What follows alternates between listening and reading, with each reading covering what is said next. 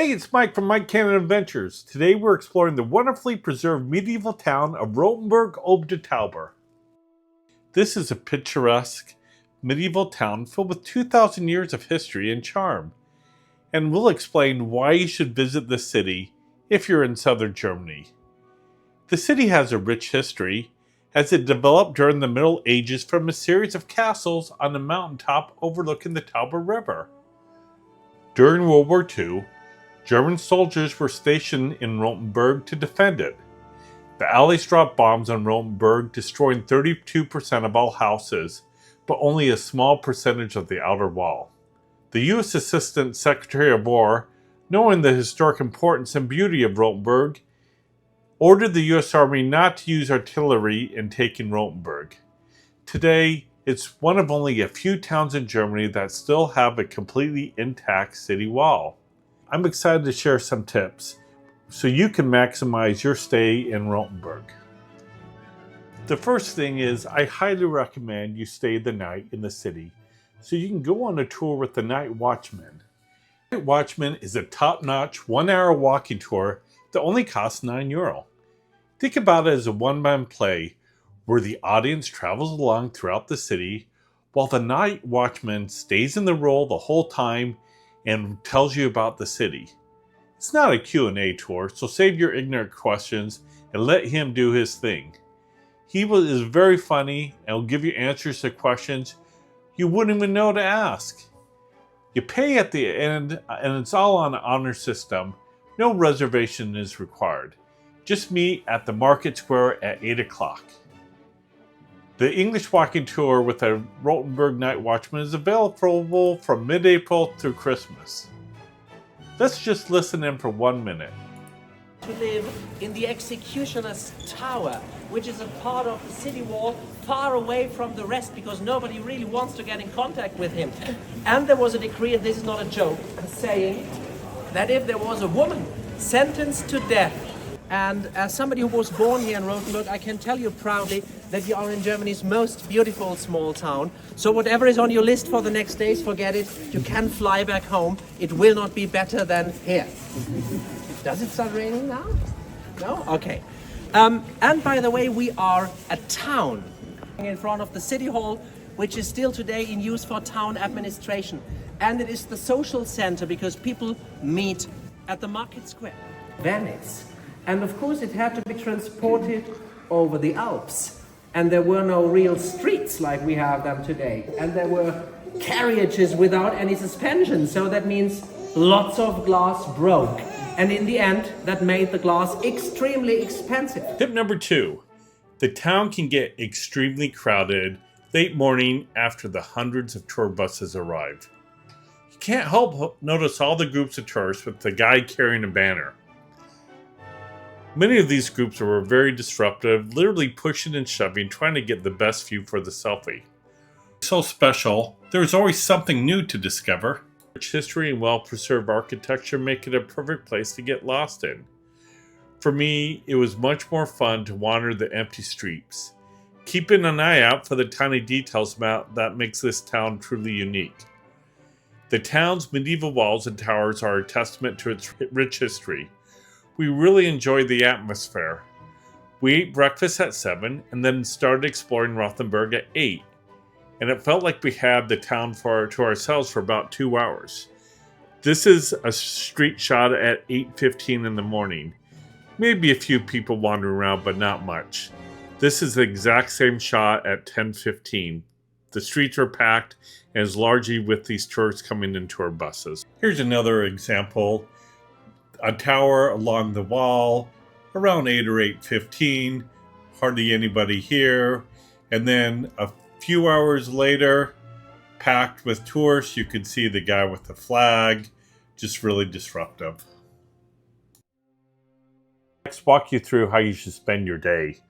Your first stop of the day should be at Plunlein, in the southernmost part of the city. If you're using your phone, O with 2 dots over it is pronounced and spelled the same as a O-E. Plunlein is probably the most famous medieval landmark in Germany. It's at the intersection of 2 narrow streets, and the name translates to small square with a fountain. This house is a perfect spot for a photo op. These buildings date back to the 14th century and is part of the rich history and culture that has shaped Rothenberg. The architecture is copied by artists worldwide whenever they have to depict a typical medieval setting in Europe. Perhaps the most famous use of this area was by Walt Disney himself. He used it as a source of inspiration for the animated film Pinocchio. You can also find this house duplicated in Walt Disney World. Just remember, imitation is the sincerest form of flattery. Somebody does live in this house, and we witnessed them accepting a delivery. Next, walk 6 minutes north to the town hall. Take your time and explore the town. You'll stumble upon some amazing gift shops and local eateries that serve a delicious Bavarian cuisine. You want to try some of the local specialties like Schneeball, which means snowball, and it's a sweet fried dough ball that's a Rottenberg staple. My wife and I tried one, and we personally didn't care for it.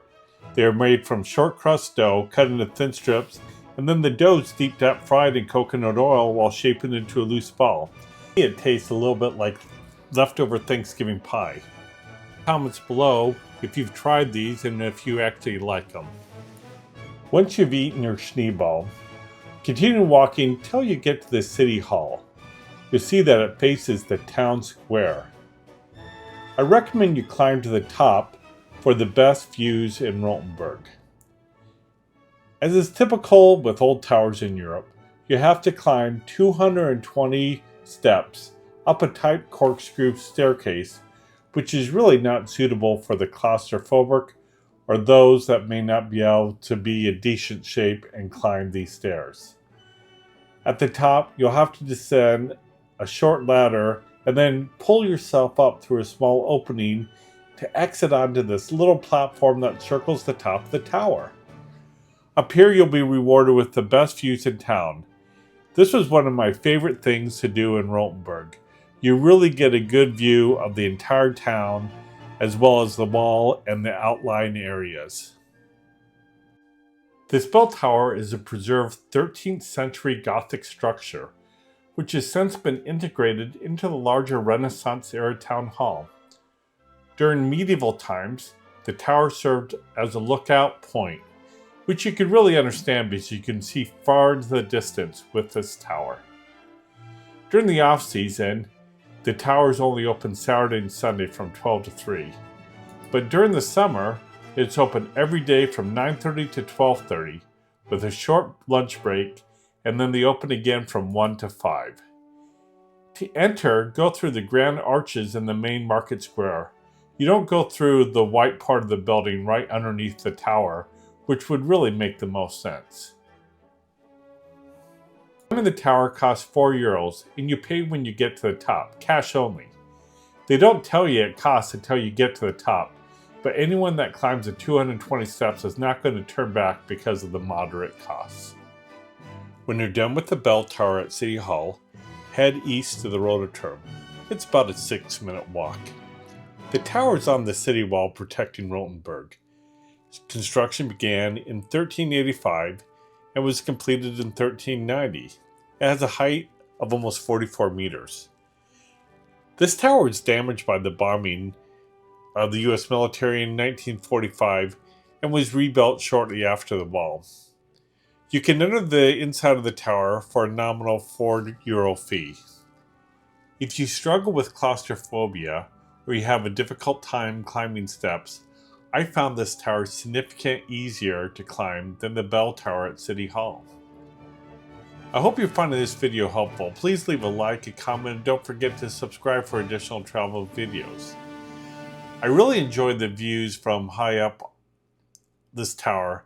It's simply breathtaking. You can see the town's charming landscape stretching out as far as the eye can see. The view from the open windows in all directions rewards descent after the 103 steps.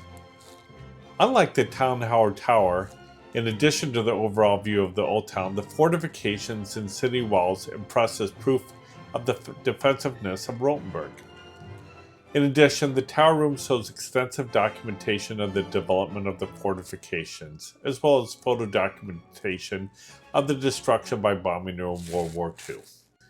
The stone wall around Rothenberg offers a fine way to see this wonderful city.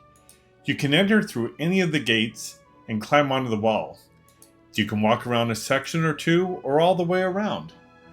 Dating to 1142, these walls of stone protected the young trading center here, as well as the royal castle that is now gone. Rothenberg expanded to become the second largest city in Germany by 1400, partly due to its security within the wall. Walking this 2-mile-long wall today gives you a roof-level overview of Rothenberg, and you see the jumble of wooden gables and steeples that tower over the streets. You can see beyond the town to the surrounding farmland too. As you walk along the wall, look for the plaques honoring donors who funded the needed repairs after World War II. I like to walk the wall after all the tour groups arrive. When the city's crowded, these walls are still empty. It's also great rainy day activity as most of the walkway is covered. The wall is almost, but not quite, continuous. If you want to do the complete circuit, you're going to have to venture in the town 2 or 3 times to find the stairway up to the next segment. Besides giving you a slightly elevated overview of the city from different perspectives, the walls also have occasional openings which give you the views from outside. Because the walls weave in and out, at places you can look through these openings and see good views of the town and walls in both directions. Constructed with the primary purpose of protecting Rothenberg from potential threats, these ancient walls have retained their remarkable integrity over the centuries. If you're in Rothenberg, you must see the walls, and then you can decide how much you want to explore. One of the highlights of the town walls is the opportunity to encounter the 42 gatehouses and towers that dot the landscape. These architectural marvels not only serve as a defensive structure, but also add to the town's charm and character, as each gatehouse and tower possesses its own distinct feature, providing a glimpse into the styles and craftsmanship of different periods throughout history. Rothenberg has a long history of anti-Semitism and persecution of Jews. They have created a memorial to face their past. In 1298, around 450 Jews were brutally burned to death while seeking refuge inside the castle. In 1520, all the city's Jews were once again driven out of town. By the start of World War II, there were only 20 Jews left living in Rothenberg. The Nazis emphasized racial purity, and in 1938, after a night of anti-Semitic violence and vandalism, Rothenberg declared itself Jew-free. It had become the first German city to solve the Jewish question. It's interesting to me that the Jewish memorial sits alongside the memorial for Rothenberg soldiers that died in the World Wars. This sign simply reads, "In memory of our fallen." These memorials are in a beautiful park, and I encourage you to walk around and reflect on Rothenberg's terrible history. Just outside of Rothenberg is Toppler Castle. The castle is a 7-minute drive or a 30-minute walk outside of Rothenberg. I've created a separate video on this castle, and we'll leave the link in the video's description, so please go check that video out. If you've enjoyed this video and found it helpful, be sure to check out my other travel guides, and let me know your favorite thing about Rothenberg in the comments below. You'd really help me out if you hit the like button and subscribe to my channel. Thank you for watching.